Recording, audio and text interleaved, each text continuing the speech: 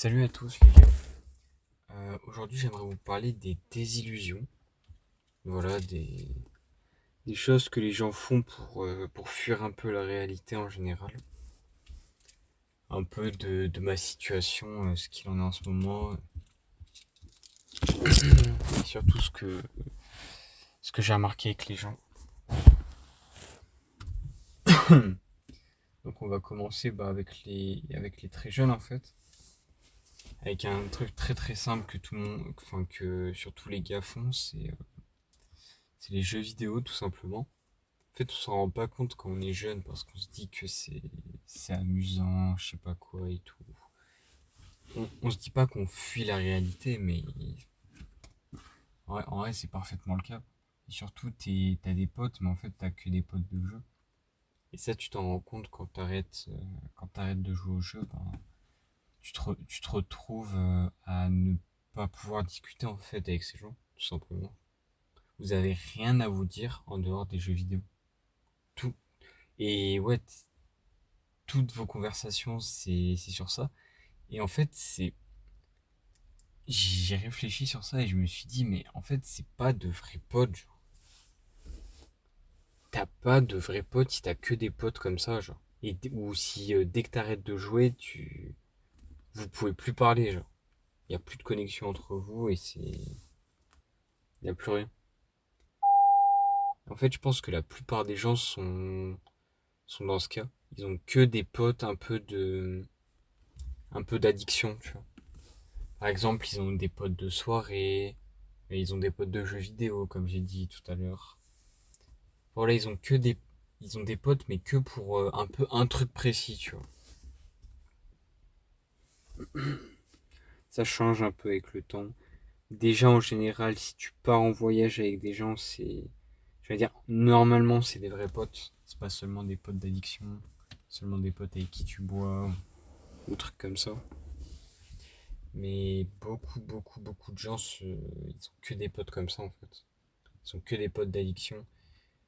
Et ce qu'on voit en fait, c'est que souvent, les mecs, les mecs comme ça, dès qu'ils se trouvent une meuf, et ben en fait, ils se barrent un peu, tu vois. Genre, ils s'en battent un peu les couilles de tous leurs potes, ils mettent leur meuf au premier plan de leur vie, et c'est vraiment pas toujours une bonne chose. Et ouais, c'est assez triste, hein. Moi, je l'ai vu avec des gens, et qu'ils ont une meuf, ben, un pas silence radio, mais presque, j'ai envie de dire, tu vois, alors qu'on était bons potes, je sais pas quoi et tout. Ils- C'est pas forcément qu'ils passent tout leur temps avec leur meuf, mais c'est qu'ils changent radicalement leur groupe de potes. Tu vois. Ça, c'est spécial quand même. C'est des mecs qui n'avaient pas vraiment de vrais potes avant, tu vois. Et du coup, bah, maintenant, ils ont une meuf, et bah, une meuf, normalement, c'est une relation beaucoup plus profonde, donc c'est beaucoup plus important pour eux, tu vois, que tous les potes qu'ils ont pu avoir maintenant. Et ils adaptent un petit peu leur groupe d'amis, par exemple, pour comprendre le pote que leur meuf préfère ou des trucs comme ça, tu vois. Ils vont traîner avec des gens différents, peut-être avec des potes de leur meuf, des trucs comme ça. Et ouais, les gens changent beaucoup, ils se laissent un peu entraîner par la vie. Mais bref, en reparlant des désillusions, bah, il y en a beaucoup, beaucoup en fait. Comme j'ai dit, il y a les soirées, il y a l'alcool en fait en général. Ça, on s'en rend pas forcément compte au début parce qu'on se dit, ouais, l'alcool c'est fun, tu vois. Mais non. Par exemple, au repas de famille, la famille, ils vont tous venir et boire, ils vont se mettre une race en fait, avant de discuter un peu entre eux. Et le seul truc qui fait qu'ils passent un bon moment, c'est le fait qu'ils soient mis une race, tu vois. Et il y a un peu ce côté, ouais, on s'est mis une race ensemble, tu vois, donc ça va, mais en vérité, je pense que c'est une sacrée connerie, tu vois. Genre, tu peux te mettre une race tout seul, tu taperas des barres aussi. La vérité, c'est que gens ont rien à se dire, tu vois, intéressant en général. Ou alors ils osent rien dire. Et du coup, l'alcool permet un peu de décoincer et d'enlever le côté chiant des choses. Mais du coup, les gens en famille, tu vois, la famille un peu lointaine que tu vois que rarement, bah c'est ça. Tu les vois jamais. Dès que tu les vois, c'est gênant. Donc qu'est-ce que vous faites? Vous mettez une race pour faire passer ce moment de merde en un bon moment, tu vois. Ouais, c'est ça avec beaucoup d'autres gens aussi. Vous allez en soirée. Vous allez en soirée, vous buvez, vous dites, oh ouais, vous êtes des vrais potes, tu vois. Vous organisez des soirées, des trucs comme ça, mais si un jour vous buvez plus, il n'y a plus d'amitié, tu vois. En fait, les gens sont potes entre eux sur des bases de désillusion, de fuite de la réalité, tout simplement. Et ouais, et le moyen très facile d'éviter ça, c'est tout simplement de voir si tu peux faire des choses complètement différentes avec la personne, tu vois. Est-ce que la personne, vous pouvez aller au McDo, tu vois, passer une après-midi juste ensemble à parler, sans, euh, sans jouer à des jeux, sans se droguer, sans se boire, sans toutes ces conneries, tu vois. Et si vous pouvez passer une après-midi à juste parler entre vous, bah c'est une vraie amitié, tu vois. C'est un vrai truc solide. Et ouais, pour ce qui est de mon cas, j'ai vu ça avec des potes avec qui j'essaie de reconnecter. J'essaie de reconnecter et je vois, ils jouent toujours aux jeux vidéo. Moi, je joue presque plus, tu vois. Ça m'arrive des fois, mais je joue vraiment quasiment plus. Et du coup, tu sais, je rejoins le Discord, j'essaie de parler et tout. Et parler et tout, mais en fait, eux, ils jouent à des jeux, ils sont en game. Et je peux parler un peu, tu vois. Je peux dire, ouais, comment ça se passe la vie, blablabla. Et en général, avec les gens avec qui j'ai vraiment pas parlé depuis un moment, on va se poser pendant une heure et tu vois, on va quand même parler bien, tu vois, pour se mettre à jour de ce que les gens font, s'il y a des trucs marrants qui sont arrivés. Mais après, on n'a plus rien à se dire et juste la personne elle joue, tu vois. Plus les gens jouent à des jeux où tu sais, tu peux pas parler en même temps, genre c'est des jeux où il faut que tu écoutes le son et tout. Mais ouais. Et putain, en fait, on se rend pas compte quand on est jeune, mais tout le monde passe son temps à faire la putain de réalité, hein. C'est fou, hein. Même les études, hein. Les gens qui se la butent au travail, en un sens, pour moi, c'est une fuite de réalité, tu vois. Genre dire, ouais, non, justement, eux, c'est les mecs qui font face à la réalité et tout, je sais pas quoi. Ah, je sais pas, hein. Ça dépend du travail que tu fais et tout, mais si t'as des problèmes dans la vie, le travail, c'est un bon refuge. Moi, j'ai fait des études qui sont pas extrêmement prestigieuses, mais qui sont quand même des études difficiles. Et j'ai vu qu'on pouvait se réfugier dans le travail dans beaucoup de, dans beaucoup de cas. Donc ouais, le travail aussi, c'est un aspect de désillusion. T'es avec des collègues, tout ce que vous faites, c'est parler boulot. Surtout, je pense que c'est le genre de choses qui arrive de plus en plus si vous êtes dans un travail extrêmement compétitif. Tu vois, je sais pas, t'es un putain de médecin, tu vois. T'es un top ingénieur.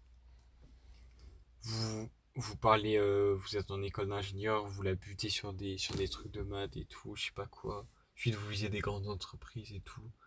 Bah ouais, je pense que à ce niveau-là, tu vois, il y a des amitiés de gens ambitieux. Après, tu me diras, c'est bien, mais bon, ça reste des amitiés creuses, tu vois.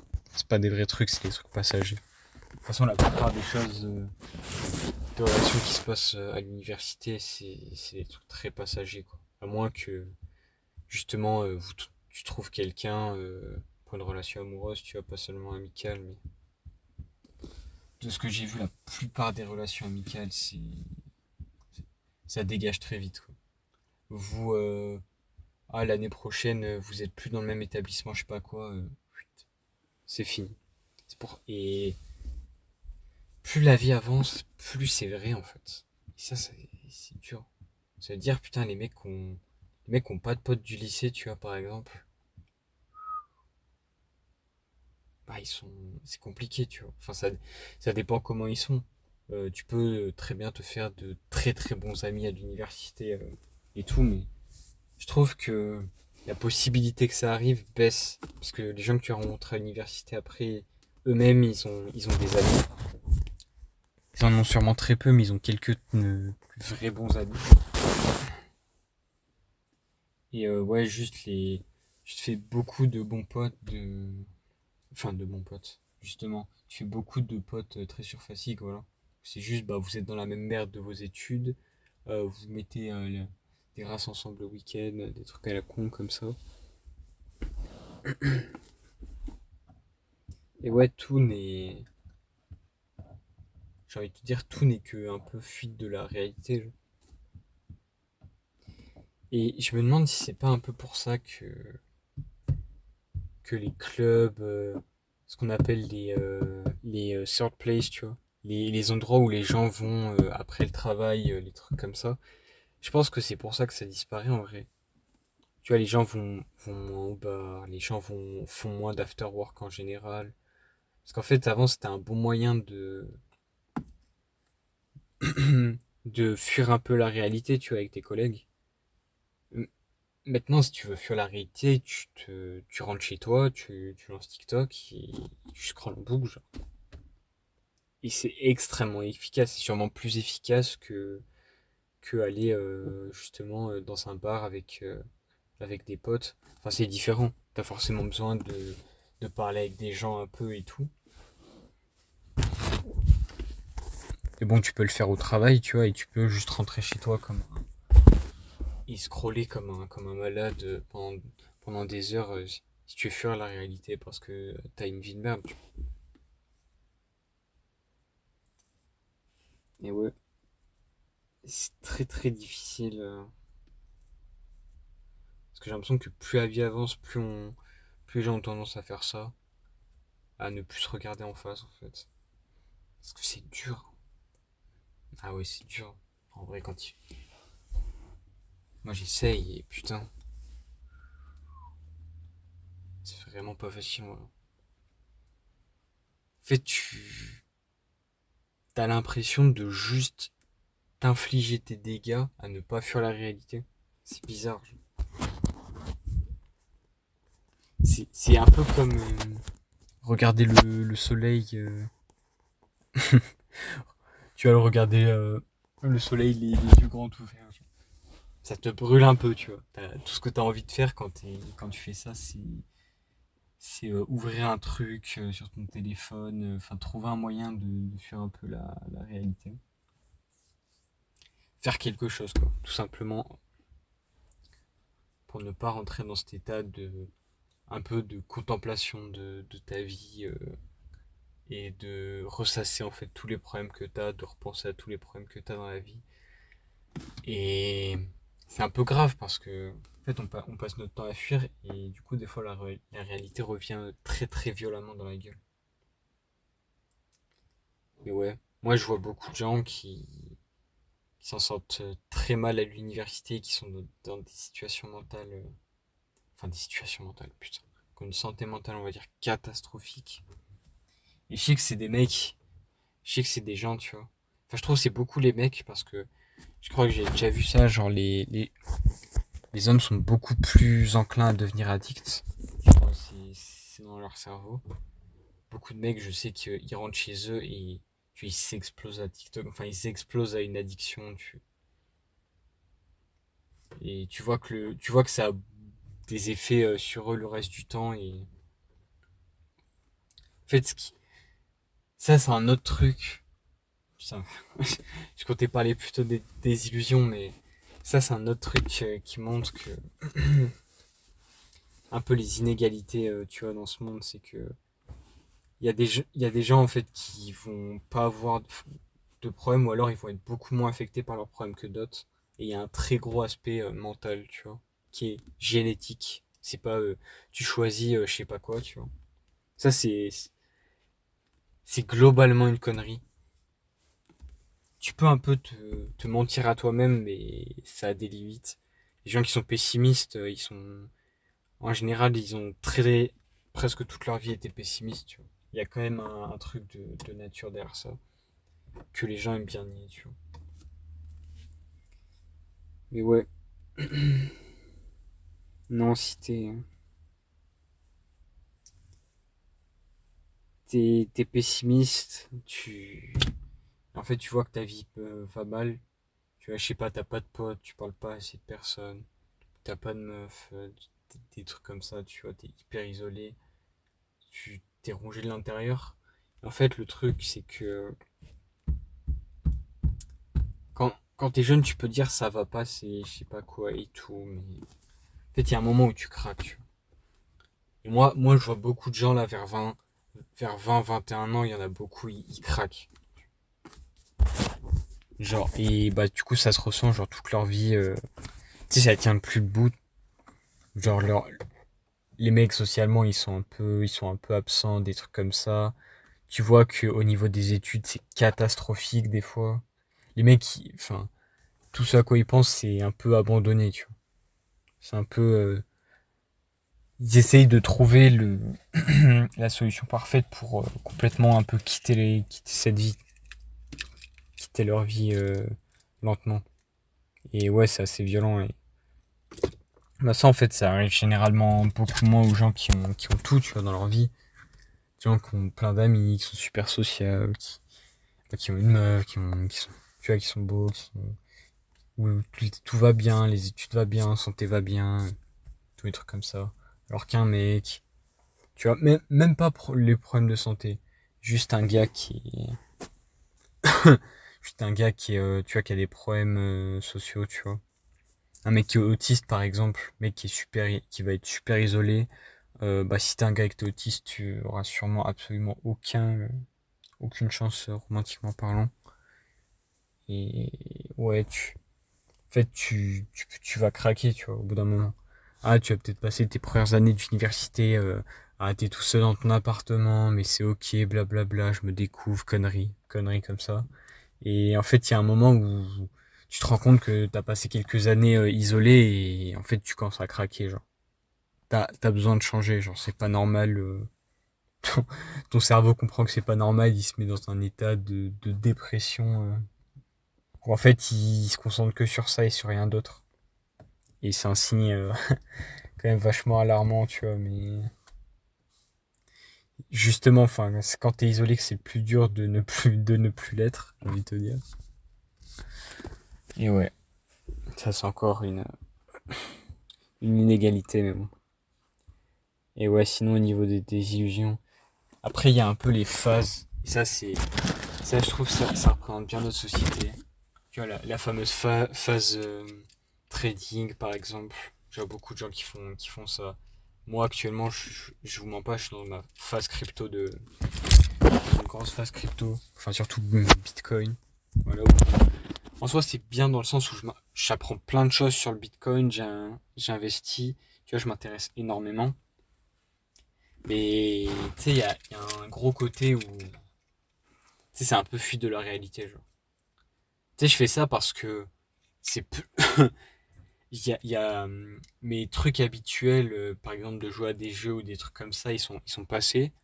Bah, j'ai pas de potes, enfin, j'ai des potes à qui parler, blablabla, mais pas en ce moment, tu vois.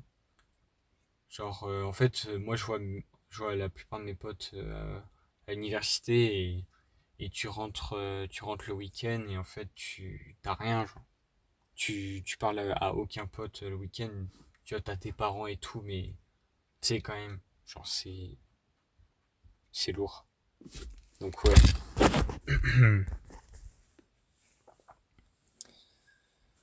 Et ouais, j'ai envie de te dire, notre société, enfin, en tout cas, au niveau des jeunes, ça fonctionne beaucoup un peu par trend. En fait, c'est parce que c'est ce qui marche. C'est ce qui te fait fuir un peu la réalité. Combien de trends on s'est mangé depuis des années, tu vois. Tous les trucs à la con, les brain rot italiens, Enfin, il y en a tellement. Même, il y a eu des trucs français, il y a eu le Sehar, tous les trucs comme ça, frère. C'est que des trucs pour fuir le quotidien de merde. Et tout le monde est dans cette désillusion, tu vois, phénoménale que sont les réseaux sociaux, que sont les shorts, en fait. Et ouais, enfin, globalement, si vous m'écoutez, je vous invite à essayer de couper les shorts. Même moi, hein, actuellement, j'ai pas coupé les shorts, mais j'essaye constamment. J'ai passé des périodes très longues, de l'ordre de 1 an, sans short. Voilà, où j'avais réussi à m'en enlever et je suis un peu retombé dedans. Et ouais, franchement, en fait, ça apporte rien, tu vois. C'est bien, c'est drôle. Voilà. C'est du divertissement, mais c'est vraiment le plus bas niveau de divertissement, tu vois. Genre une vidéo YouTube de 10 minutes à la con sera déjà bien meilleure que regarder une vingtaine de shorts. Bref, je pense que je vais pas trop m'étendre. Si vous avez des choses à dire, bah, dites-les dans les commentaires. Merci de m'avoir écouté.